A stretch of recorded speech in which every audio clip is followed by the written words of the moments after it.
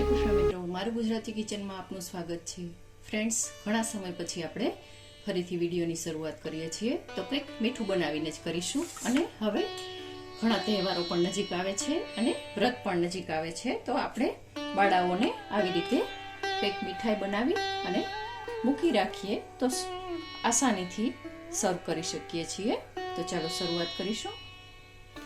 તો ફ્રેન્ડ્સ, અહીંયા મેં આ અત્યારે ખારેકની સરસ એવી સીઝન છે તો મિક્સ મેં ખારેક લીધેલી છે। તમે બેમાંથી કોઈ પણ લઈ શકો છો। મારી પાસે બંને હતી એટલા માટે જ મેં લીધી છે। સ્વાદ એક જ આવશે, એટલે ટેસ્ટમાં કોઈ કોમ્પ્રોમાઇઝ કરવાની નથી। તમારી પાસે લાલ હોય અથવા તો પીળી હોય, ખાસ ધ્યાન રાખવાનું છે કે દરવાળી હોય એ જ લેવાની છે।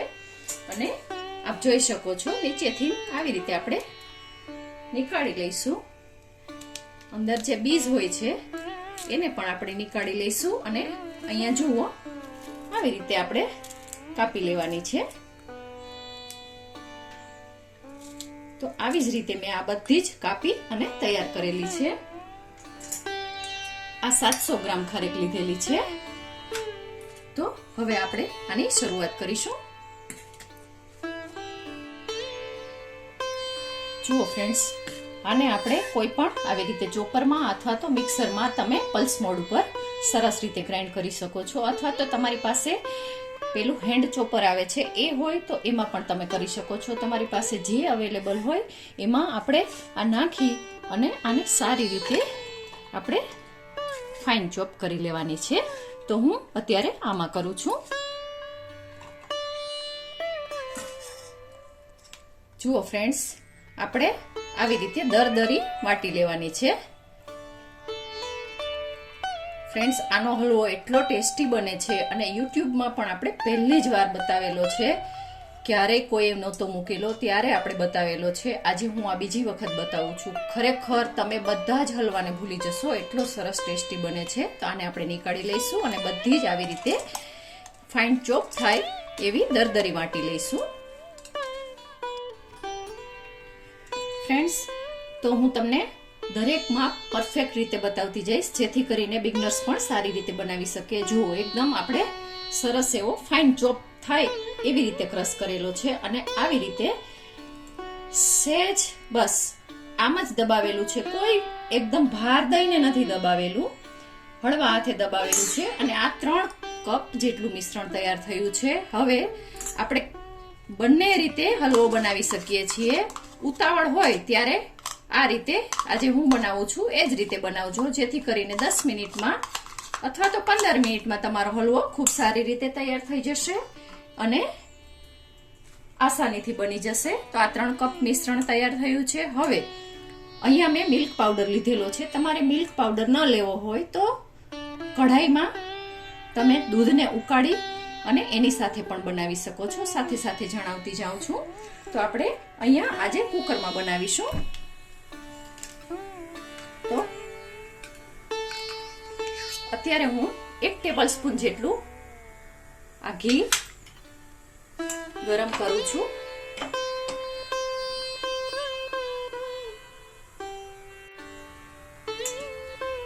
જુઓ, હવે એમાં આ મિશ્રણ છે, 3 કપ મિશ્રણ તૈયાર થયું છે, એ બધું જ એડ કરી દઈશું। ઓછા ઘીમાં ખૂબ સરસ રીતે તૈયાર થાય છે અને કોઈ પણ વ્યક્તિને તમે પીરસશો તો ખ્યાલ પણ નહીં આવે કે આ ખારેકનો હલવો છે। એટલો સરસ ટેસ્ટી બને છે અને બીજા બધા હલવાને ભૂલી જશો એની ગેરંટી હું આપું છું। તો હવે આને આપણે 2 મિનિટ માટે આમ જ શેકીશું। અત્યારે 1 ટેબલ સ્પૂન જ ઘી લેવાનું છે, વધારે ઘી લેવાની કોઈ જરૂર નથી અને આને મીડિયમ તાપે આવી જ રીતે આપણે શેકીશું। અને એ દરમિયાન તમને ખાસ બતાવી દઉં, અહીંયા 10 નંગ કાજુ લીધેલા છે અને 10 થી 12 નંગ બદામ લીધેલી છે, એને હું સેજ વાટી લઉં છું। જુઓ ફ્રેન્ડ્સ, 1 મિનિટ થઈ છે। આપણે 1 ટેબલ સ્પૂન ઘી મૂકેલું હતું અને એમાં આ સરસ રીતે સતળાય છે। એ દરમિયાન જ આપણે 8 નંગ બદામ અને 8 નંગ કાજુ છે એને પણ સરસ રીતે ક્રશ કરી લીધેલા છે અને 2 નંગ આપણે ગાર્નિશિંગ માટે બચાવીને રાખેલા છે.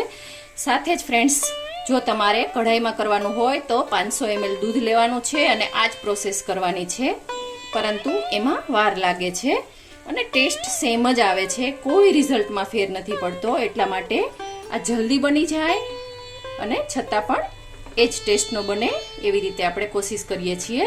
જુઓ, એકદમ સરસ રીતે આને પણ 1 મિનિટ આપણે મીડિયમ તાપે સાંતળવાનું છે.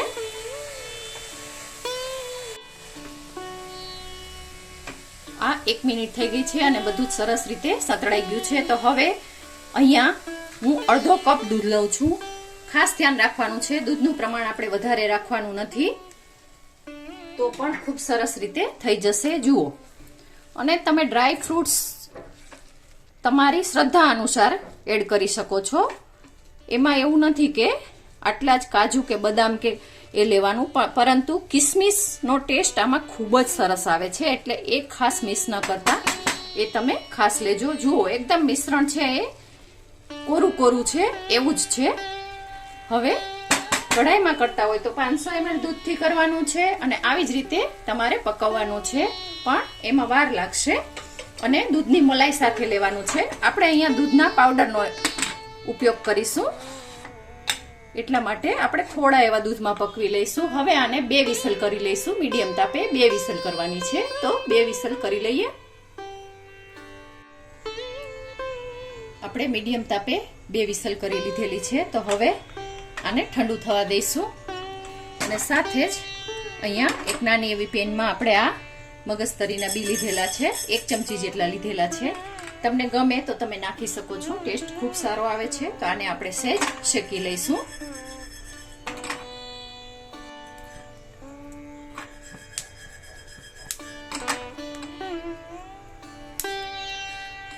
જુઓ, ખૂબ સરસ રીતે ફૂટે છે. તો હવે આપણે ગેસને બંધ કરી દઈશું અને 30 સેકન્ડ આમ જ ફૂટવા દઈશું, જેથી કરીને બધા જ સરસ રીતે તૈયાર થઈ જશે.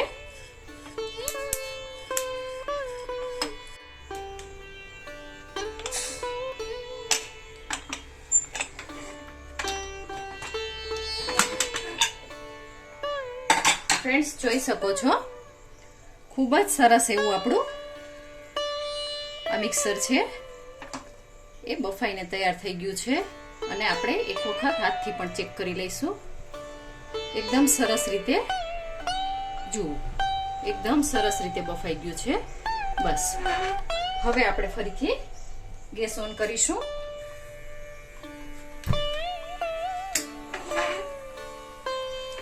અને આને સારી રીતે બસ આવી જ રીતે હલાવીશું. તમે જોઈ શકો છો દૂધનું પ્રમાણ બિલકુલ નથી રહ્યું, એટલા માટે જ મેં કહ્યું હતું કે આપણે દૂધ છે એ વધારે બાળવું ન પડે, એટલા માટે અડધો કપ એડ કરવાનો છે. જુઓ, એકદમ મિશ્રણ છે એ સરસ કોરું એવું છે. તો હવે અત્યારે મારું મિશ્રણ કોરું છે એ તમે જોઈ શકો છો, એટલા માટે હું અત્યારે સીધી જ ખાંડ એડ કરી દઉં છું.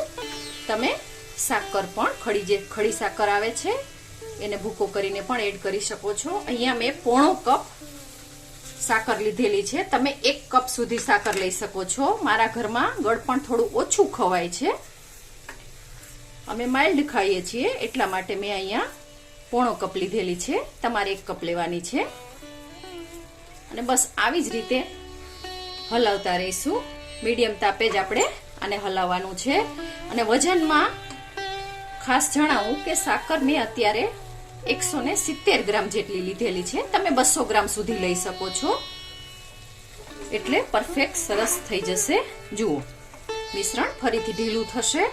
તો હવે આને જે ખાંડનું પાણી છૂટે છે એ આપણે બાળવાનું છે અને આવી જ રીતે હલાવતા જઈશું અને ખાંડનું બધું જ પાણી બળે પછી આગળની પ્રોસેસ કરીશું. જુઓ ફ્રેન્ડ્સ, નજીકથી બતાવું છું. હવે બધું જ પાણી આપણું બળી ગયું છે, એટલે કે ખાંડનું જે પાણી હતું એ બધું જ બળી ગયું છે. તો અહીંયા મેં 4 ટેબલ સ્પૂન 1/4 કપ જેટલું કોપરાનું છીણ લીધેલું છે. તમે ઓછું વધતું કરી શકો છો, પરંતુ આ માપે કરશો તો પરફેક્ટ થશે. એક વખત હલાવી લઈશું.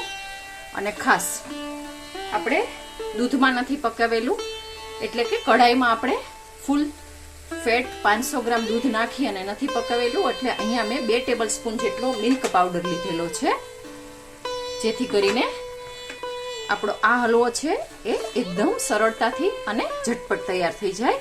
અને ખૂબ સારી રીતે આપણે મિક્સ કરી લઈશું. જુઓ,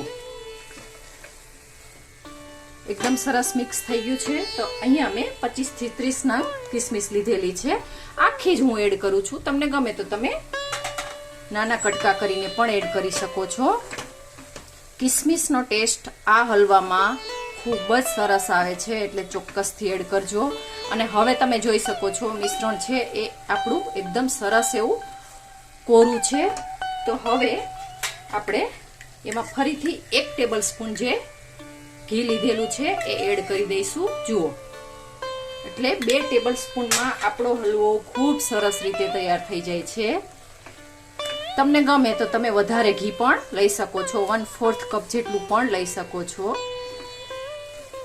તો હવે આને આપણે ફરીથી થોડી વાર પકવીશું અને આમ જ હલાવતા રહીશું, જેથી કરીને આની સેલ્ફ લાઈફ છે એ 1 વીક થી 10 દિવસ સુધીની ફ્રીજમાં થઈ શકે. તો હજી આને આપણે 5 મિનિટ માટે આવી જ રીતે હલાવતા જઈશું અને પકવતા જઈશું. ફ્રેન્ડ્સ, તો હલવામાં ખૂબ સરસ એવી ઘીની શાઇનિંગ આવી ગઈ છે. તમે જોઈ શકો છો, નજીકથી બતાવું છું. જુઓ, એકદમ સરસ એવી શાઇનિંગ આવી ગઈ છે. તો હવે એમાં આપણે આ જે શેકેલા મગજતરીના બી હતા એ એડ કરીશું. અને અહીંયા ઓપ્શનલમાં છે, બિલકુલ ન ગમે તો અવોઇડ કરી શકો છો. કિસમિસની જગ્યાએ પણ આનો ઉપયોગ કરી શકો છો. તમને જે રીતે ગમે એ રીતે કરવાનું છે. 1 ટેબલ સ્પૂન મેં તૂટી ફ્રૂટી લીધેલી છે અને એને એડ કરી દઉં છું. ગેસને બંધ કરી દીધેલો છે. અને હવે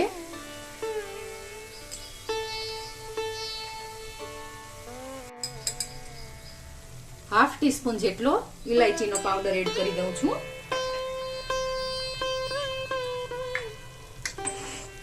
ગેસ આપણે બંધ કરી દઈશું અને આને સારી રીતે મિક્સ કરી.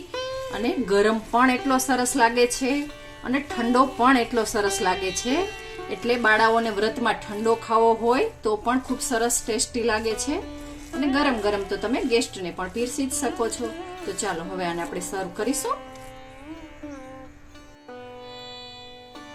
ફ્રેન્ડ્સ, ફૂલ ઓફ આયરન થી ભરપૂર એવો આપણો લીલી ખારેકનો હલવો તૈયાર છે અને બધાને પસંદ પડે એવો આપણો આ હલવો તૈયાર થયો છે. જુઓ, એકદમ સોફ્ટ અને ખૂબ જ સરસ એવો આપણો હલવો તૈયાર છે. ફ્રેન્ડ્સ, તમને મારી આ રેસીપી પસંદ પડી હોય તો મારી ચેનલને લાઈક, શેર અને સબસ્ક્રાઇબ ચોક્કસથી કરજો. આભાર મિત્રો. જય શ્રી કૃષ્ણ.